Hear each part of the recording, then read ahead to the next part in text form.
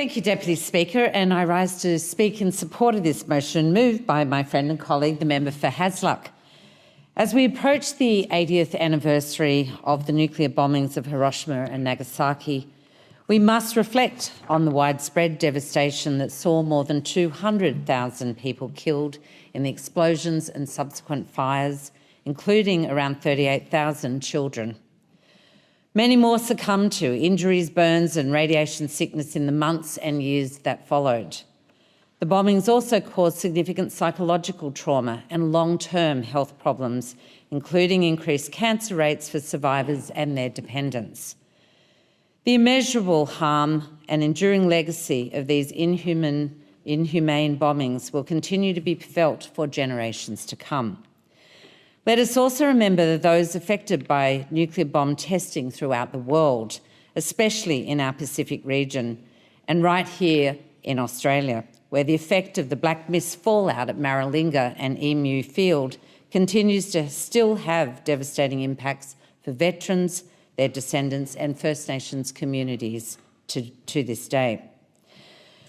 Through the United Nations, the international community came together to stop the spread of nuclear weapons with the landmark Treaty on the Prohibition of Nuclear Weapons.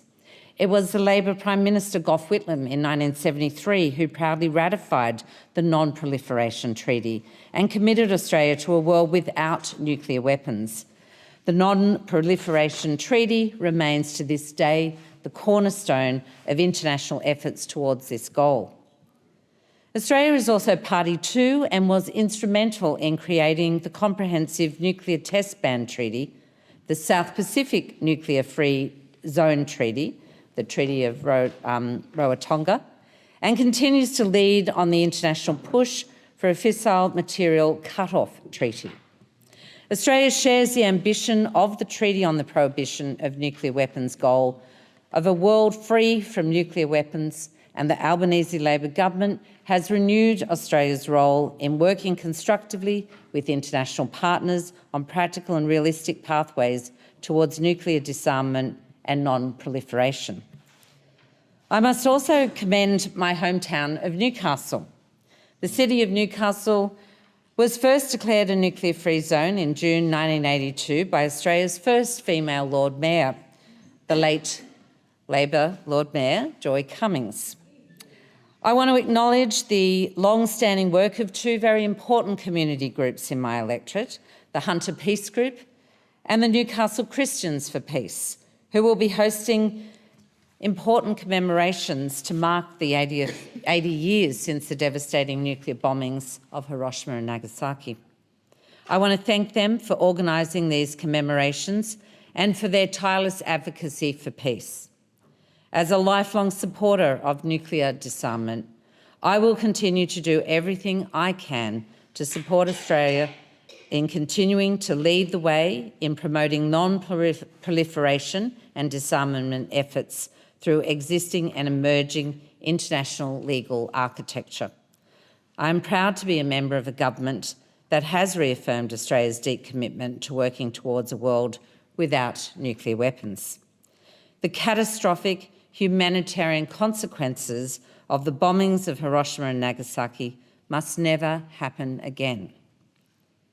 And it is the collective responsibility of all of us, indeed of all nations across the world, to learn from this tragic history and to commit to building a safer future where nuclear weapons are never used again.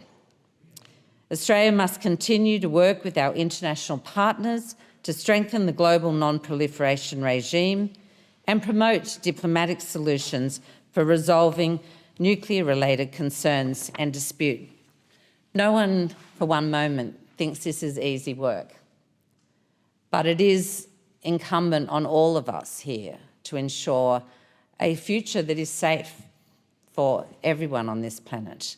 And if there is a real purpose to commemorating 80 years of this anniversary, it is to double down on our efforts to ensure the elimination of nuclear weapons wherever they might be.